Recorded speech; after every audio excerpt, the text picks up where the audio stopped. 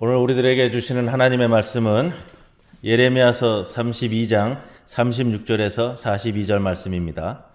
그러나 이스라엘의 하나님 여호와께서 너희가 말하는 바 칼과 기근과 전염병으로 말미암아 바벨론 왕의 손에 넘긴 바 되었다 하는 이 성에 대하여 이와 같이 말씀하시니라. 보라, 내가 노여움과 분함과 큰 분노로 그들을 쫓아보내었던 모든 지방에서 그들을 모아들여 이곳으로 돌아오게 하여 안전히 살게 할 것이라. 그들은 내 백성이 되겠고 나는 그들의 하나님이 될 것이며 내가 그들에게 한 마음과 한 길을 주어 자기들과 자기 후손의 복을 위하여 항상 나를 경외하게 하고 내가 그들에게 복을 주기 위하여 그들을 떠나지 아니하리라 하는 영원한 언약을 그들에게 세우고 나를 경외함을 그들의 마음에 두어 나를 떠나지 않게 하고 내가 기쁨으로 그들에게 복을 주되 분명히 나의 마음과 정성을 다하여 그들을 이 땅에 심으리라. 여호와께서 이와 같이 말씀하시니라. 내가 이 백성에게 이 큰 재앙을 내린 것 같이 허락한 모든 복을 그들에게 내리리라. 아멘. 신종 코로나 바이러스로 인해 우리나라를 비롯한 온 세계가 신음하고 있습니다. 이런 일을 대면하게 되면 우리 인간이 얼마나 무력한 존재인지 절감하게 됩니다. 그러면서 더욱 겸비해져야겠다라는 마음이 생깁니다. 인간의 능력, 인간의 지혜로는 한치 앞도 가늠할 수 없는 상황이라는 것을 우리는 모두는 경험하고 있습니다. 하나님께서 긍휼과 자비의 손길로서 이 환난의 때가 어서 속히 지나가게 하시고 고통과 어려움 가운데 있는 이들이 회복되게 하시고 우리는 스스로를 뒤돌아보면서 겸손할 수 있는 시간이 되기만을 빕니다. 교회의 역사에서요, 또 인류의 역사에서 전염병으로 가장 비참하고 힘들었던 시기는 아마도 흑사병이 전 유럽을 휩쓸었던 14세기에서 17세기였을 것으로 생각되어집니다. 여러분, 흑사병이라는 것은 전염되면 피부가 검게 변하고 그 부분에 궤저가 발생해서 흑사병이라고 불렸습니다. 흑사병이 창궐하던 시기가 그런데 여러분 이 종교개혁 운동 시기와 맞물리는 때입니다. 프로테스탄트 교회 개혁자들에게도 이 흑사병으로 인해서 참으로 고난 가운데 있던 시기였다라는 것이죠. 우리가 종교개혁 시작 시기를 보통 1517년 10월 30일 마틴 루터가 비텐베르크 성당에 95개조 게시문을 붙였을 때 이날을 이제 출발점으로 보통 이야기를 합니다. 그런데 이때가 유럽에서 흑사병이 가장 창궐하던 시기였는데 종교개혁 시기와 흑사병이 맞물리면서 숱한 오해도 샀을 것이고요. 이것 때문에 오히려 더 욕을 먹는 일도 발생했을 것이고 여러 가지가 겹쳐졌을 겁니다. 장로교 창시자라고 불리는 종교개혁자 즈빙글리, 종교개혁이 시작된 지 1년 반 뒤인 1519년 1월 스위스 쭈리히의 목회자로 사역을 시작했을 때입니다. 흑사병이 도시를 덮었습니다. 이 흑사병 때문에 쭈리히 인구 약 한 7천 명이었는데 그중에 한 2천 명이 사망을 했다고 하니까요. 이 즈빙글리는 흑사병으로 자신의 자녀를 잃었습니다. 또 목회자로서 성도들을 돌보다가 1519년 9월 말경에 자신도 이 흑사병에 걸려서 드러눕고 말았습니다. 흑사병에 걸렸다. 그럼 대체적으로 이제 죽는다. 이런 시기 아니었겠어요? 1500년대였기 때문에 거의 2달 동안 극심한 고통을 겪은 후에 기적적으로 회복되었다고 합니다. 이 죽다시피 한 당시 상황에서 그가 얼마나 하나님께 매달리고 하나님을 의지하고 기도했었는지 그때 작사한 시가 찬송가로 아직도 이 스위스 교회에서는 불린다고 하는데요. 이런 내용입니다. 주님, 나를 도우소서. 나의 힘, 나의 반석이시여 문 밖에서는 죽음이 문 두드리는 소리, 나를 위해 못 박히신 당신의 손을 높이 들어서 죽음을 정복하시고 나를 구원하소서. 그러나 당신의 음성이 내 생애의 한낮인 지금이라도 내 영혼을 부르신다면 나는 순종하겠나이다. 신앙과 소망 안에서 이 땅을 포기하고 천국을 얻고자 하나니 나는 당신 것이니이다. 당시 아마 흑사병에 걸리면 죽는다라는 것을 기정사실화한 그런 상황에서 하나님을 바라보고 하나님을 의지하며 하나님이 부르실 때에 또 모든 나의 신앙적인 고백들을 섞어서 불렀던 찬송이다, 이런 생각이 듭니다. 하나님의 은혜로 쯔빙글리가 회복되었습니다. 이 경험, 그가 오직 하나님만을 의지하고 하나님의 뜻에만 순종하도록 만드는 중요한 계기가 되었다, 본인이 밝히고 있는데요. 그래서 쯔빙글리에 대해서 서술하고 있는 신학자들은 바로 이 면을 중시하고 있습니다. 이후에 쯔빙글리가 이 가톨릭 교황청에서 주는 성직록, 지금으로 얘기하면 보장된 연금이죠. 죽을 때까지 보장된 연금을 거부하고 온전히 프로테스탄트 개혁자로 돌아서는 결단을 내린 것, 그것이 바로 이 경험이었을 것이다, 이렇게 서술하고 있습니다. 이러한 종교개혁자들의 전염병 가운데서도 그 어려움을 넘어서는 주님의 은총을 잊지 않는 믿음의 자세, 500년이 지난 지금의 우리에게도 동일하게 전해주는 말씀 아니겠습니까? 제가 지난 2월 16일 날 주일 예배 드릴 때였던 것으로 기억합니다. 이제 코로나19 때문에 막 사회가 시끄러워지고요. 부산은 아직 이렇게 확진자가 많지 않았을 때 있는데, 예배 드릴 때 필요하신 분은 마스크 하시라고요. 마스크 하고 예배 드리시라고 그렇게 말씀을 드렸습니다. 그러면서 우리가 신앙과 상식은 좀 구분하는 생활을 해야 됩니다, 이런 말씀을 드렸습니다. 우리가 잘 아는 종교개혁자 마틴 루터가 1520년대에 쓴 기록입니다. 전염병에 대한 글도 마틴 루터가 남겼더라고요. 소논문으로 출간이 됐었는데, 그만큼 패스트가 창궐하면서 참 모든 이들에게 어려움을 주었던 것이죠. 이런 표현을 썼습니다. 약을 먹어라. 집과 마당과 거리를 소독하라. 사람과 장소를 피하라. 하나님의 섭리 안에서 악한 자들이 독과 치명적인 병을 퍼뜨렸다. 그러므로 나는 하나님께 자비를 베푸셔서 우리를 지켜달라고 간구할 것이다. 그리고 나는 소독해서 공기를 정화할 것이고 약을 지어 먹을 것이다. 나는 내가 꼭 가야 할 장소나 꼭 만나야 할 사람이 아니라면 피해서 나와 이웃 간의 감염을 예방할 것이다. 혹시라도 나의 무지와 태만으로 이웃이 죽임을 당하게 해서는 안 되기 때문이다. 만일 하나님이 나를 데려가기 원한다면 나는 당연히 죽게 되겠지만 적어도 내가 내 자신의 죽음이나 이웃의 죽음에 책임을 져야 할 일은 없을 것이다. 그러나 만일 이웃이 나를 필요로 한다면 나는 누구든 어떤 곳이든 마다하지 않고 달려갈 것이다. 하나님의 사람이라 불리는 루터의 이 전염병 창궐식이 어떤 모습을 보였는가 잘 표현된 글들입니다. 500년 전이잖아요. 지난 한 주간도 우리가 매스컴을 통해서 그런 내용들을 들었습니다. 신천지 이야기 계속 나오고요. 또 성남의 은혜의 강 교회인가요? 소금물을 해갖고 저기 성도들 들어오는데 분무기로 입에다가 이렇게 다 뿌렸다.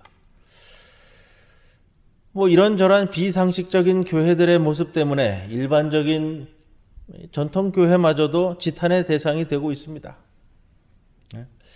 2020년대에도 왜 그럴까? 1500년대의 마틴 루터를 보더라도 가장 상식적인 면에서 우리에게 이야기하고 있고 그것을 신앙과 결부시켜서 이야기하는데, 가장 표준적인 표현을 쓴 것이 있습니다. 마틴 루터가 하나님을 시험하지 말고 하나님을 신뢰하라고 권면합니다. 근데 성도들이 이 교회에서, 이 좀 비상식적인 교회에서 그런 면들을 많이 보이죠. 하나님을 자꾸 시험하려고 들어요. 하나님은 뭐 코로나, 우리가 뭐 예배 드리면 코로나에 안 걸리게 해준다 이러고요. 예배를 드리면 뭐 신선한 공기가 천국에서부터 내려오기 때문에 아마 코로나에 안 걸린다, 이렇게 설교하는 사람도 있고요. 참 답답합니다. 하나님을 시험하지 말고 하나님을 신뢰하라. 마틴 루터의 이 표현이 우리에게 정답이지 않을까, 저는 그렇게 우리 성도들에게 말씀드리고 싶습니다. 굳건히 이길 것이다, 그렇게 이야기했고 또 그렇게 되었고요. 전염병 극복에 힘쓰면서요, 전염병 극복의 차원을 넘어서서 이 재난, 전염병을 통해 우리에게 말씀하시는 하나님의 음성에 이제는 귀 기울이는 시간들이 되어야 하겠습니다. 우리가 우리를 점검할 부분들을 이런 기간들을 통해서, 또 사순절 기간과 이제 겹쳐졌습니다. 또 사순절 기간에 우리가 이러한 것들을 좀 점검해 보면서 우리의 신앙, 우리의 믿음, 이런 것들을 좀 체크하고요. 또 소망의 말씀으로 이제 나아가야겠다라는 생각입니다. 지난 한 주간 성경에서 이 한국말 검색이지만 재난, 전염병, 이런 표현이 성경에도 많이 나오잖아요. 얼마나 나올까 검색을 좀 해봤습니다. 전염병이라는 표현이 구약 성경에 약 45번, 재앙이라는 표현이 188번 나옵니다. 이런 표현들이 성경에 어디에 제일 많이 나올까 제가 궁금해서, 요즘은 그 성서공회 사이트에서 성경 구절 찾는 걸로 이렇게 검색을 하면 다 나옵니다. 예레미야서에 제일 많이 나옵니다.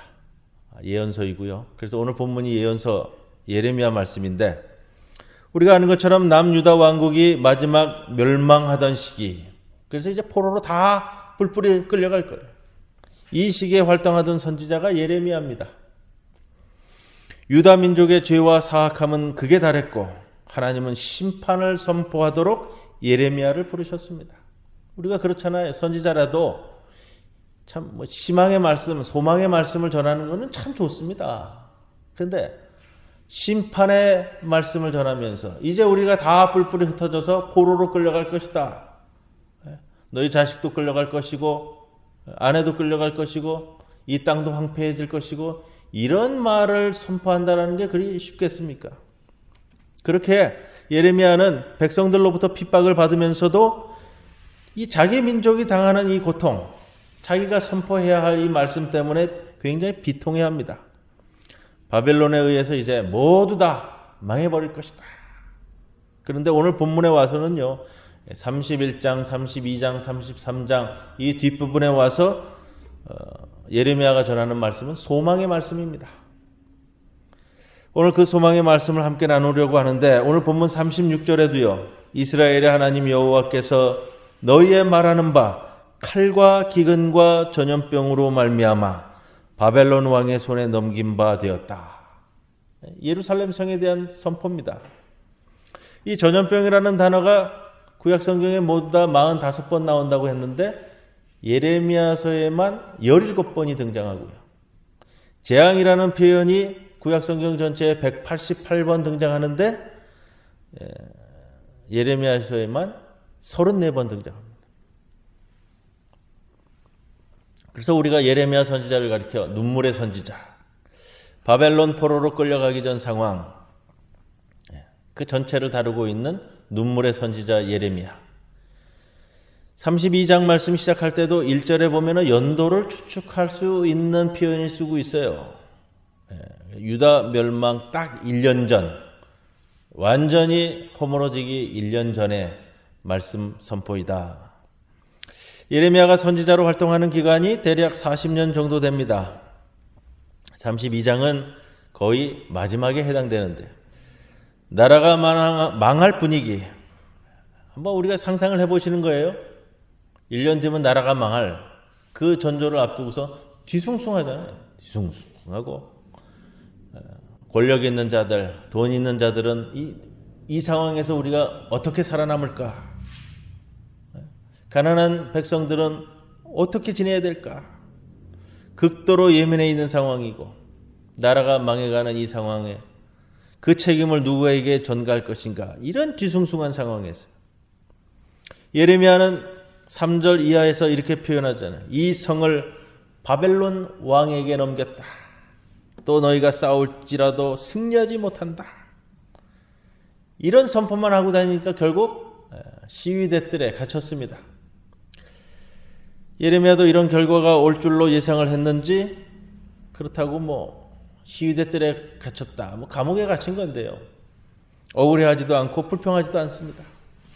그러면서 이 32장의 사건이 이런 게 있어요. 6절 이하에 나라가 패망하기 직전이잖아요. 돈 있는 자들, 권력 있는 자들은 무슨 행동을 했냐면은 너나 할 것 없이 모두가 땅을 팔고 해외로 도망가는 거였어요. 어디로 도망가느냐? 당시에는 애굽으로 도망가. 이게 밀물처럼 일어났던 일. 땅을 팔고 요즘식으로 얘기하면 이제 현금을 확보하는 거죠. 지금도 그런 이야기 하시는 분들이 있어요. 지금 이제 경제가 나빠진다 그러니까 뭐예요? 물건을 사는 게 아니라 현금을 확보해야 된다. 이런 이야기들이 인터넷상에서 나오는데 당시에 똑같았던 것 같아요. 나라가 패망하기 직전이기 때문에 너나 할 것 없이 모두가 땅을 팔아버리고 현금화 시켜가지고 애굽으로 도망가는 거예요. 이주하는 거죠. 어떻게든 재산을 정리해서 현금을 만들어서 피난을 가야 되는데 당시에 현금화할 수 있는 것이 뭐 있겠어요? 땅 아니면 금이에요. 금을 만들어서 도망가든지 현금을 만들어서 땅을 팔아야 되는데 이런 상황에서 누가 땅을 사겠어요? 지금 그 이야기를 다루고 있어요. 이게 3,000년 전이나 지금이나 거의 비슷한 상황인 것 같아요. 자, 예레미야가 시위대 뜰에 갇혀 있었는데 하나님께서 말씀하시는 거예요. 네 사촌 하나멜이 올 것이다. 네가 기업 물을 권리가 있으니까. 이건 룻게도 나오는 고멜이라는 거죠. 기업 물을 권리. 그러니까 본인이 땅을 팔아야 되면 제일 먼저 사야 되는 사람이 자기 친족이 땅을 사야 되는 거예요. 이 판국에 와가지고 하나멜이 너를 찾아올 것이고 너에게 땅을 사달라고 할 것이다. 그 얘기잖아요. 네가 밭을 사들여야 되는 기업 물을 짜이니 내 밭을 사라는 거예요. 어떤 내용이에요? 내가 살아야겠으니까 너는 죽어라 이거죠.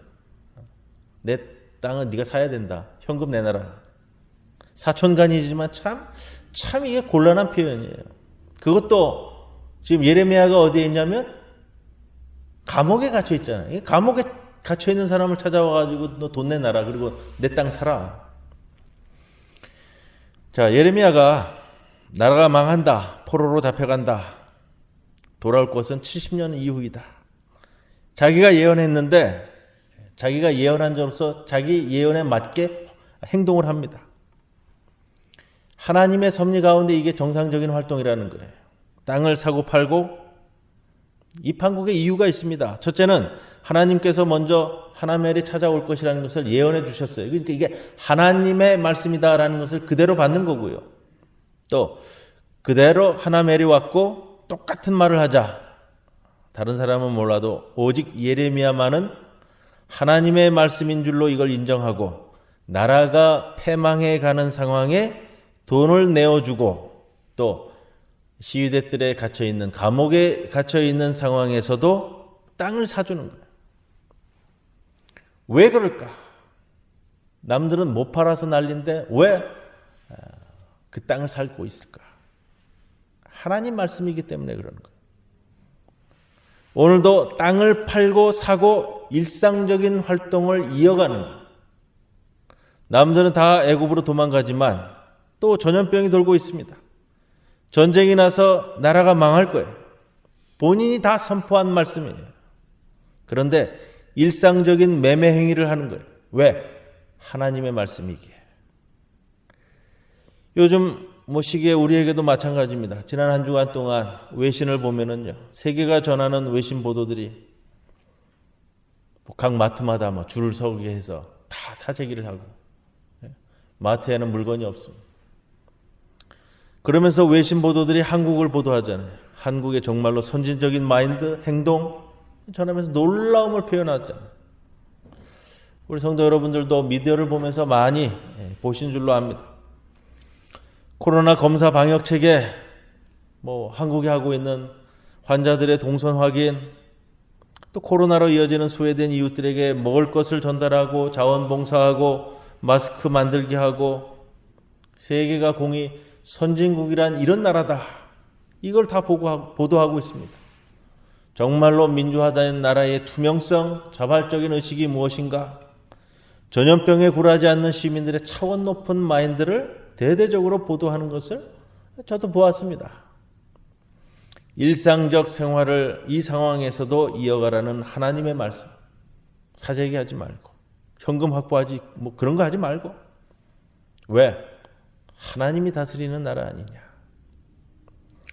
둘째, 우리가 생각해 볼 수 있는 것은 예레미야가 이 상황에서도 땅을 사고 파는 그 일들을 하나님의 말씀대로 하는 이유는 그 이후의 소망을 갖고 있기 때문에 그래요. 그 이후의 소망, 지금이 끝난 이후의 그 소망, 바벨론의 패망에서 끌려갈 것이지만 70년 뒤에는 돌아올 것이라는 그 소망의 확증이에요. 확증. 여러분 한번 생각해 보세요. 70년 후에 내가 살아있겠는가? 예레미야가 살아있겠어요? 그래도 예레미야는 하나님의 말씀을 따르는 거예요. 내가 죽은 70년 후에 이게 무슨 상관일까 하겠지만 하나님 말씀하신 것이니 받아들이고 70년 이후에 돌아올 것이라는 소망을 품은 행동을 상징적으로 보여주는 거예요. 이게 예레미야의 모습입니다. 그렇게 17절 이하 19절까지 예레미야가 하나님을 굉장히 아름답게 찬송을 해요. 여호와는 큰 능력과 표신팔로 천지를 지으시고 주는 할 수 없는 일이 없으시고 20절 이하에는 하나님이 그 예전 이스라엘을 출애굽시키시고 가나안에 들이시고 이런 표현들을 씁니다. 그런데 예레미야도 인간이잖아요. 이렇게 멋있는 표현을 쓰지만 내 피부에 와닿는 현실이 그렇게 녹록지 않은 거예요. 멸망의 날이 하루하루 다가오는 것을 보면서 흔들리기도 하고요. 하나님을 원망하기도 하고요. 그런 면들을 성경이 그냥 솔직하게 쓰고 있어요. 23절에 주께서 이 모든 재앙을 그들에게 내리셨나이다. 하나님을 원망하는 거예요. 원망도 해요. 28절 이하에 보면 이스라엘을 바벨론으로 넘기는 일도 하나님이 하셨다. 이렇게 원망도 하고요. 유다가 맞이한 상황, 자기가 처한 상황이 너무 절망적이니까 하나님 탓이라고 불평불만을 한다는 거예요. 그런데 하나님은 어떠신가? 그런 불평불만하는 예레미야를 보면서 어떠실까? 예레미야를 한 번도 책망하지 않으세요. 그대로 다 받아들이세요. 그러면서 말씀하세요.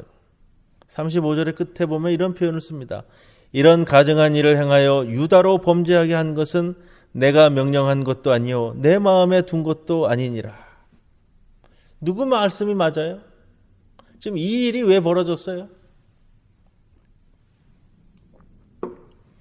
우리 이 코로나 상황도 결국은 누가 일으켰어요? 하나님이 일으켰을까요? 인간의 자만일까요? 보고서가 잘 나오잖아요, 요즘도. 기후변화, 온도변화, 이런 얘기하는데 요즘은 그렇게 표현 안 합니다. 기후위기, 이렇게 얘기하잖아요. 기후위기와 다 맞물려 갖고 이야기를 하고요. 다 보고서가 나옵니다.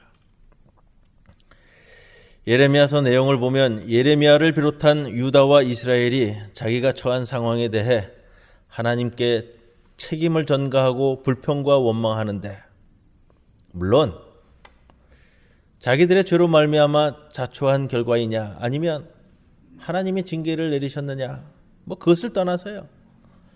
자기가 지금 고생하고 있으니까 인간들이 힘들고 어렵고 불평해서 하나님 탓을 할 수도 있습니다. 하나님 탓을 할 수도 있다라는 것을 보여줘요. 솔직하게 보여주는 거예요. 오늘 예레미야서가. 그런데 정말로 우리가 냉정하게 살펴보면 예레미야서에서 이런 모습이에요. 인간이 지금 이런 상황이기 때문에 내가 하나님 앞에서 이렇게 하겠습니다. 저렇게 하겠습니다. 이 어려움을 극복하기 위해서 이렇게 하겠습니다. 저렇게 하겠습니다. 하나님 말씀하시니 이걸 듣겠습니다. 저렇게 듣겠습니다. 이 표현이 전혀 없다라는 게 문제예요. 하나님은 돌아오라고 호소하는 표현이 나오는데 이스라엘이 돌아오겠다라는 표현이 없습니다. 하나님은 기억하라 라고 말씀하시는데 기억납니다. 하나님.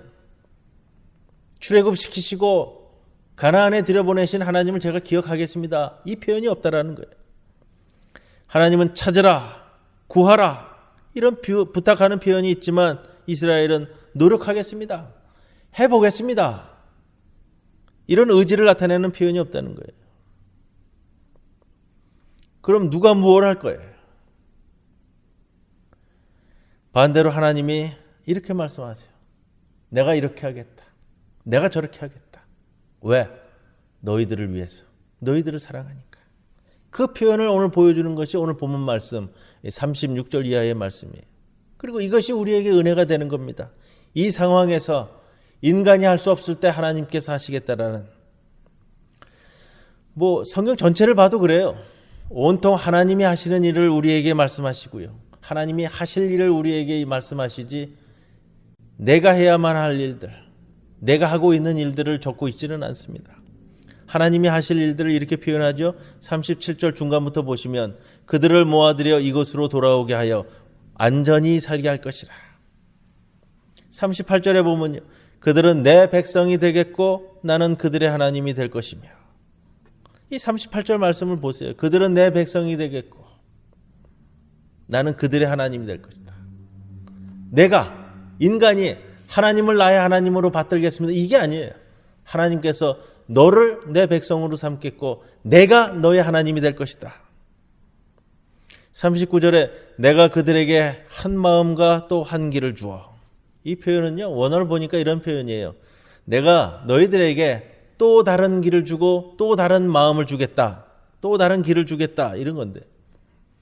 너희들이 여태까지 이렇게 잘못되어 왔는데 나에게 올 또 다른 길을 또 하나의 길을 주어서 나에게 오게끔 만들겠다. 하나님이 하시겠다는 거예요. 내가 하나님께로 바로 가겠습니다. 이런 표현이 아니고요. 하나님께서 그 길이 저 길이 뭔지도 모르는 사람들, 너희들을 이 길로 오게끔 해서 나를 만나게 해주겠다. 하나님이 하실 일을 말씀하신다는 거예요. 자기들과 자기 후손의 복을 위하여 항상 나를 경외하게 하고 40절에 내가 그들에게 복을 주기 위하여 그들을 떠나지 아니하리라. 복을 주기 위해서 내가 너희들을 떠나지 아니하리라. 반대로 생각해 보세요. 인간이 내가 복 받기 위해서 하나님을 떠나지 않겠습니다. 이것이 아니고요. 내가 복 주기 위해서 너희들이 어떤 모습의 가운데 있든지 간에 내가 떠나지 않겠다라는 말씀이에요. 그게 영원한 언약을 그들에게 세우고 이 40절은 보통 예레미야서를 이야기하면서 신학적으로 이 영원한 언약에 대한 말씀이다 이렇게 표현하는데요. 이걸 다 담고 있는 거예요. 41절에 내가 기쁨으로 그들에게 복을 주겠다. 42절 중간에 보면 내가 이 백성에게 이 큰 재앙을 내린 것 같이 허락한 모든 복을 그들에게 내리리라. 한번 성도 여러분 생각해 보시는 거예요. 이 모든 것을 누가 하시겠다고요? 하나님께서 하시겠다는 거예요. 인간은 움직이지도 않는데 인간은 마음에도 없어요. 인간은 뭐가 뭔지도 몰라요. 그러나 다 하나님께서 하시겠다라는 겁니다. 하나님이 인간을 향해 일을 하겠다고 다짐하는 것도 과분한데 41절에 제가 오늘 본문을 보면서요. 오늘 제목으로 담은 말씀이에요. 내가 기쁨으로 그들에게 복을 주되 이 표현을 쓰고 있죠. 분명히 나의 마음과 정성을 다하여. 이 참 저에게는 제가 말씀 준비하면서 제 가슴에 다가온 말씀이기 때문에 제가 이 제목으로 잡았습니다. 하나님이 그렇게 말씀하시는 거예요. 너에게 복을 주되 분명히 나의 마음과 정성을 다해서 너희들에게 복을 주겠다. 원문을 봤어요. 제가 이 직역을 했는데 두 가지로 이야기하고 있는데 분명이라는 말은 지금 여기서 무엇일까? 그래서 제가 궁금해서 원문을 봤는데 원문 해석을 하면 이런 표현이에요. 나의 영을 다해 세 가지로 표현되더라고요. 원문에서는 나의 영을 다해 온 마음으로 온 정성으로. 이 온이라는 표현은 두 번을 연속해서 쓰고 있어요. 원문에서. 그래서 직역을 하면 이런 나의 영을 다해서 온 마음으로 온 정성으로 너희들에게 복 주겠다. 신명기 6장 5절 우리가 기억을 하죠. 너는 마음을 다하고 뜻을 다하고 힘을 다하여 내 하나님 여호와를 사랑하라. 이건 우리들에게 주셨던 말씀이고요. 똑같은 말씀을 마태복음 22장 37절에서 주님께서 말씀하셨어요. 내 마음을 다하고 목숨을 다하고 뜻을 다하여 주 너의 하나님을 사랑하라. 이게 원문으로는 오늘 이 본문하고 똑같아요. 이 신명기 말씀과 마태복음 말씀은 인간이 해야 될 말씀을 하시는데 이 예레미야서 오늘 이 말씀은 하나님이 인간에게 복 주시려는 마음을 이렇게 표현하는 거예요. 신명기와 마태복음에 나온 것과 동일한 패턴과 동일한 표현을 가지고 세 가지로 표현해. 나의 영을 다해 온 마음을 다하여 온 정성을 다하여. 하나님이 이렇게 우리에게 복 주시겠다. 하나님은 우리를 사랑하시고 복을 주시는데 이러하시다는 거예요. 자, 우리가 한번 생각해 봅시다. 어느 종교에서 신이 인간을 사랑하는데 이런 표현을 씁니까? 신들은 이 섬김을 받기 위해서 세워진 것으로만 이해되어지는데 여러분 하나님의 이런 고백, 하나님의 이런 다짐, 하나님의 이런 각오 이걸 우리가 알아야 되는 거예요. 하나님이 이러신 분이시다. 이러실 수 있는 분이시다. 오직 하나님뿐이시다. 나의 영을 다해 온 마음으로 온 정성을 다해 너희들에게 복을 주겠다. 너희들을 사랑하겠다. 하나님은 정말로 우리를 사랑하시는 분입니다. 안타까운 것은 그런데 인간은 성경을 잘 읽지를 않아요. 이런 좋은 말씀 있는 것들을 읽지를 않습니다. 사순절 벌써 넷째 주일입니다. 성경을 읽으면 기쁨이 넘치고 감사가 넘칠 터인데 지난 한 주 참 우리 사회의 모습들 뭐라 말할 수 없는 비상식적이고 비윤리적인 모습들을 보면서요. 읽지는 않고 묵상은 하지 않고 자기 생각만으로 오해하고 왜곡하면서 불평하고 원망하고 있는 것 봅니다.